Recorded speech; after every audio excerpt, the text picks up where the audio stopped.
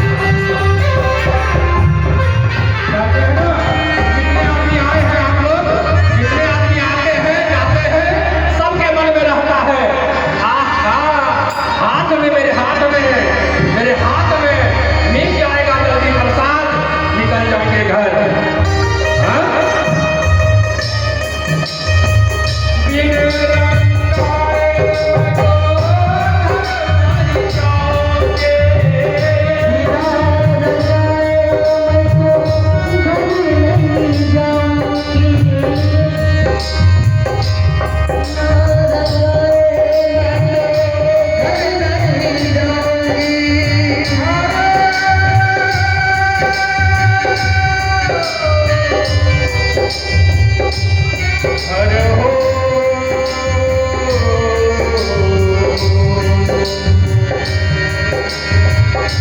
बिन रंगाए मैं तो घर नहीं जाऊंगी, बिन रंगाए तो घर नहीं जाऊंगी।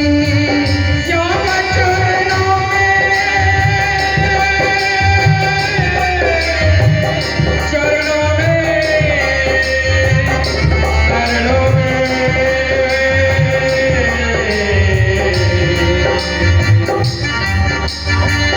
श्याम चरणों में मोरी लागी नजरिया, श्याम चरणों में मोरी नजरिया, श्याम चरणों में मोरी लागी नजरिया, श्याम चरणों में मोरी नजरिया। सोनिया धोए चाहे जयरी पोटरिया, श्याम प्रिया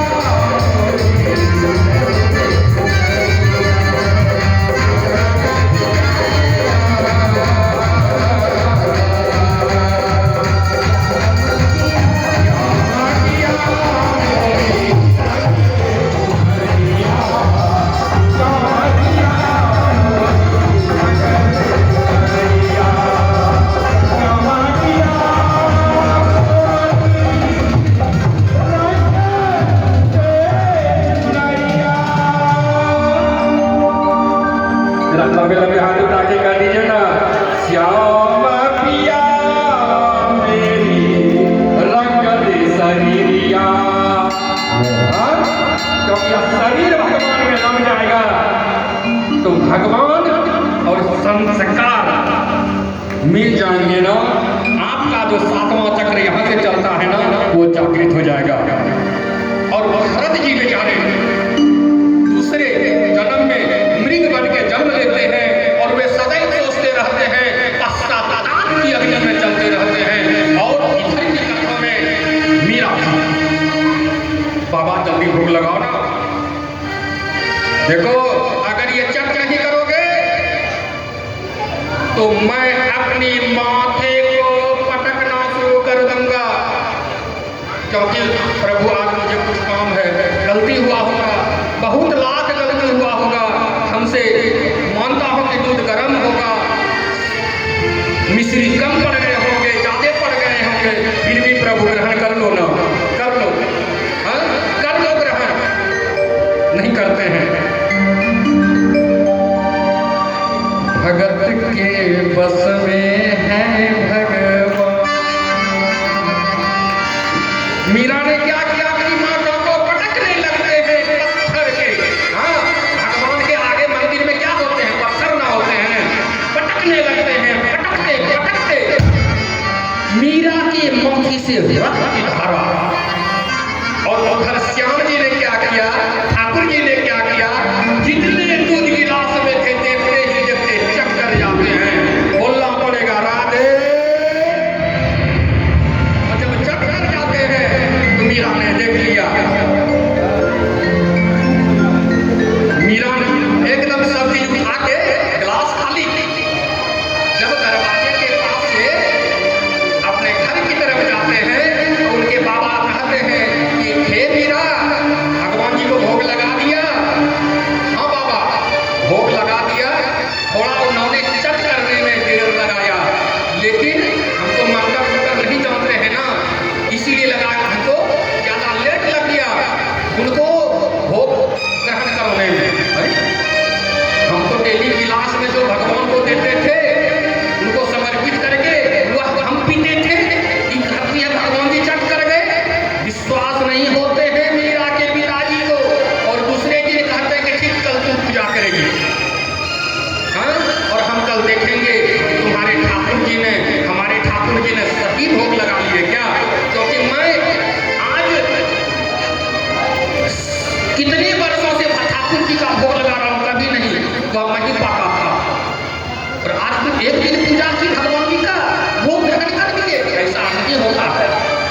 दूसरे दिन मीरा थाल सजा के पूजा के लिए अपने पूजा घर में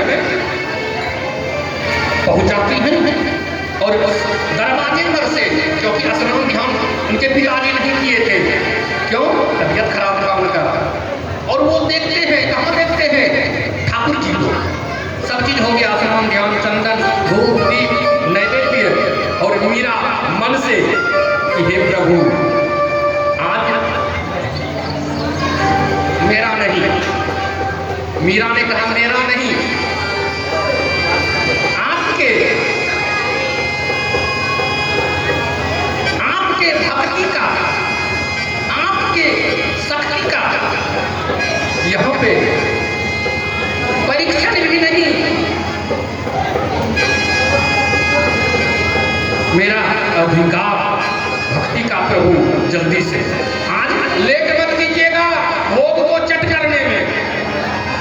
मीरा दोनों हाथ जोड़ के, चाहे जो भी रहे, गरम रहे, मीठा रहे, न रहे, हाँ रहे, प्रभु आज एकदम जल्दी से। ठाकुर जी ने सही में मीरा की प्रार्थना को स्वीकार कर लिया और देखते ही देखते वो चट कर गए। मीरा के पिताजी ने जो देखा उनको आश्चर्य लगा, और जब आश्चर्य लगा उनको तो क्या कहें, जितना वर्णन करें उतना कम है। इसीलिए भागवत कहता है कि अपना मुख को, मुख क्यों दिया है? होने के लिए। अगर मुख नहीं रहता तो यह शरीर तृप्त नहीं होता। मुख से अच्छी वाणी बोलने के लिए हमको यह मुखमंडल दिया है भगवान ने।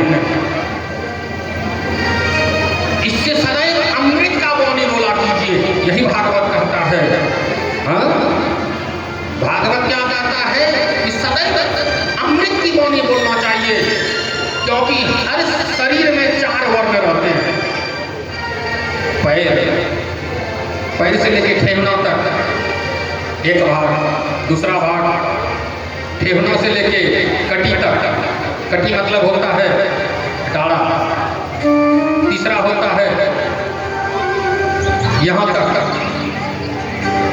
और चौथा होता है इसके ऊपर। इधर से पहला गिनोगे तो पहला ये, इसको कहते हैं अमृत वाणी। जो बोले वह सबसे अच्छा मानव होता है, यानी कि उसमें ब्राह्मणत्व होता है। ब्राह्मण जो होता है वर्ण का, इसके ऊपर होता है, सबके शरीर में विद्यमान है। अगर आपके पास हाथ नहीं रहे तो इस शरीर का रक्षा नहीं हो सकता। आपके ऊपर अगर मच्छर बैठ जाएगा, हाँ, कोई कीड़े बैठ जाएंगे, इससे खर्चाते हो, वस्त्र पहनते हो, खोलते हो, इससे यही हाथ से ये क्या करता है? रक्षक का काम करता है। इसलिए यह दूसरा सहयोगी है आपका राज, जिसको कहते हैं छत्री। और तीसरा है आप जो भी खाते हो और पीते हो, मुख से डालते हो और उसको छोड़ भी देते हो इसी शरीर से, उसका नाम क्या है? वैश्य। अर्थात जो व्यापार आपके शरीर में करता हो या बाहर करता हो। कोई अगर व्यापारी है तो उसका शुद्ध नाम हो जाता है वैश्य, किसी जाति से रहे, उसका कोई मतलब नहीं। जाति प्रथा अलग चीज है, ये शरीर प्रथा अलग चीज है। जाति प्रथा ऋषि मुनियों ने आगे जाके बनाया था, लेकिन यह जो शरीर है सर्वप्रथम साधन शरीर है। और अगर किसी का पैर नहीं रहे तो यहाँ तक नहीं आ सकते। इसीलिए शूद्र का उसको संज्ञा दिया गया है। शूद्र का काम है सेवा करना, वैश्य का काम है व्यापार करना। अगर एक दिन आपका शरीर व्यापार नहीं करेगा तो रोगी हो जाओगे। आप शौच आदि अगर एक दिन में नहीं करोगे तो रोगी हो जाओगे। यह चारों चीज आपके शरीर में विद्यमान है। और मीरा आदि ऐसे भक्तिमयी मातृशक्ति हुई है कि सर्वस्व न्यौछावर कर दिया है। अपनी वाणी में अमृत को, क्या बोलना है, अपनी वाणी में अमृत हो और रसना राधे राधे बोल। बोलो ना एक बार, बोलो ना जोर से। अब मैं कहूँगा हाथ उठाने, ना कहूँगा हाथ नीचे करने, एक बार बोलना पड़ेगा।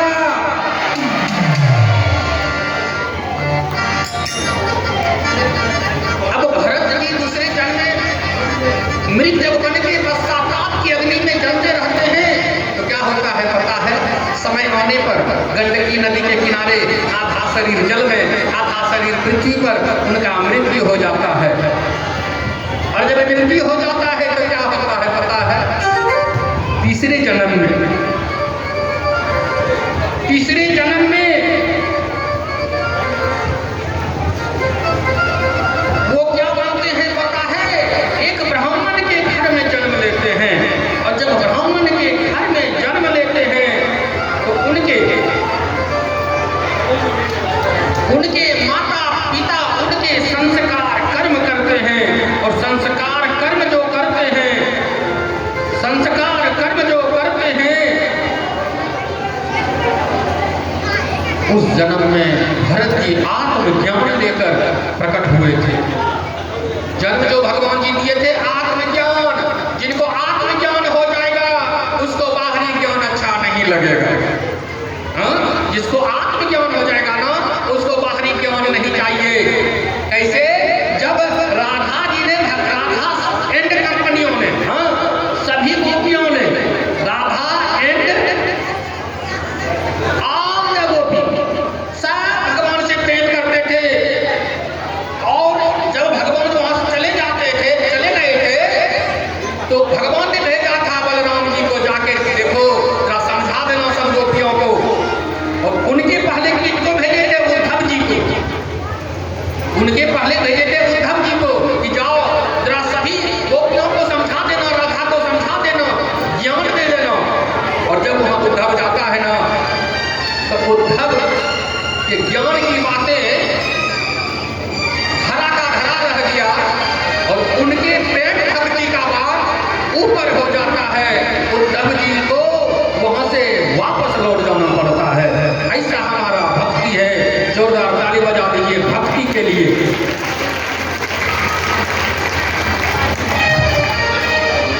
अब भरत जी ब्राह्मण कुल में जन्म लिए, उनका यज्ञोपवीत संस्कार कर्म हुआ। और जब यज्ञोपवीत संस्कार कर्म हुआ तो उनके भाइयों को गायत्री मंत्र आदि तो याद हो गया, लेकिन भरत जी को कुछ याद नहीं रहा। और भरत जी को जो कहते थे कि भैया यह काम कर दो, ठीक भैया यह जो है सामान वहां रख पहुंचा दीजिएगा। हाँ, यानी कि सेवा परमो धर्म। सुन लीजिए, मानव का पहला धर्म क्या है और सर्वश्रेष्ठ धर्म क्या है? मानव का सर्वोत्तम धर्म क्या है? सेवा परमो धर्म। सेवा से बड़ा कोई परम धर्म नहीं है, कोई धर्म नहीं है। इसलिए सेवा करना कभी ये जाने वाला चीज भी नहीं है। कम हो जाएगा, खत्म नहीं होगा सेवा।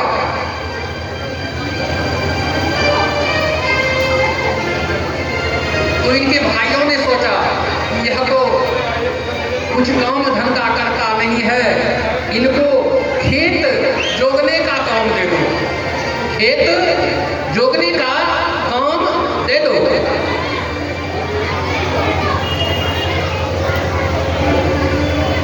खेत जोगने का काम दे दो इनको, दे देते हैं।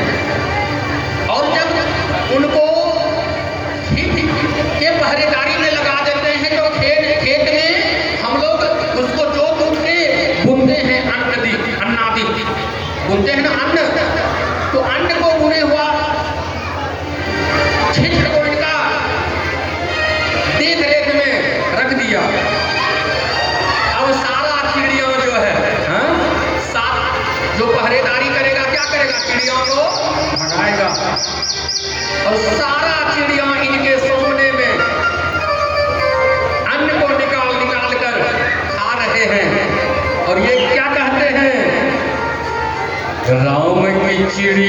राम का खेत, राम की चिड़िया राम का खेत, खाओ चिड़िया भर भर पेट, राम की चिड़िया राम का खेत, खाओ चिड़िया भर भर पेट, खाओ चिड़िया भर भर पेट, खाओ चिड़िया भर भर पेट, भर पेट खाओ चिड़िया के, खाओ चिड़िया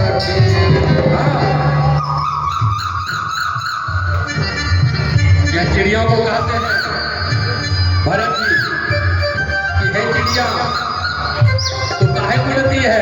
बैठ के जितना खाना खाना है खाओ, हम तुझको मना नहीं करने वाले हैं। या तो खेत राम का है, हाँ राम का चिड़िया है, और राम का नाम लेके खाते जाना, लेते जाना रे हरि का नाम थोड़ा थोड़ा, लेते जाना रे हरि का नाम थोड़ा थोड़ा, लेते जाना रे हरि का नाम थोड़ा थोड़ा, खाते रहना रे हरि का नाम थोड़ा थोड़ा, लेते जाना रे हरि का नाम थोड़ा थोड़ा, थोड़ा थोड़ा। हाँ? तो बोलिए, जहाँ पे पहरेदार इस तरह के होंगे, उस खेत में कितना अन्न होगा। लेकिन नहीं, वह उस खेत में अन्न भी होता है, क्योंकि राम का खेत है, वो उगेगा। जोरदार ताली बजा दीजिए कि हमारा भी घर में राम का खेत रहे। और यह उस समय की कथा है, सुखदेव जी से पूछते हैं परीक्षित कि हे प्रभु, आप जो कथा कर रहे हैं ना, मेरे शरीर में जितना भी प्रकार का अज्ञान था वो खत्म हो रहा है। हाँ? अभी के घर में कोई राजा के संबंध नहीं रहते हैं। हाँ, अगर दो भाई रहते हैं तो कच कच कच कच कच कच होते रहता है। और वे राजा समस्त भूमंडल के थे, हाँ समस्त भूमंडल के, लेकिन घर का खुर नहीं होता था। हाँ? भरत जी बेचारे वहीं पे पड़े थे, उस क्षेत्र के डाकुओं के सरदार। और इस कथा के बाद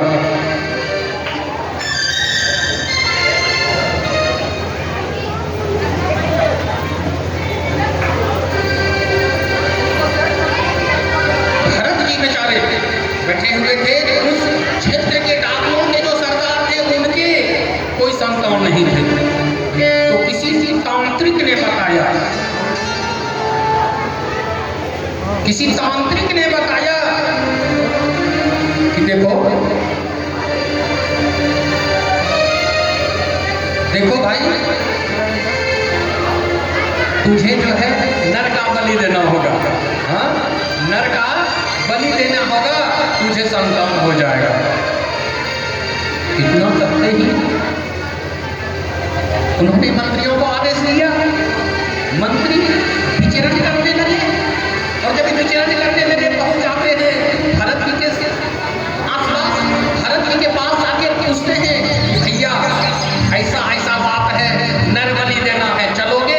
भरत जी ने क्या कहा? बताओ, किसी को कहा जाए कि आपका एक नख काटेंगे, कोई नहीं कहोगे। हाँ, क्यों नहीं कहोगे? अमली ना कट जाए। लेकिन भरत जी को कहा नर का बलि देना है, आपका बलि देना है, चलोगे? सहमति में सिर हिला दिया।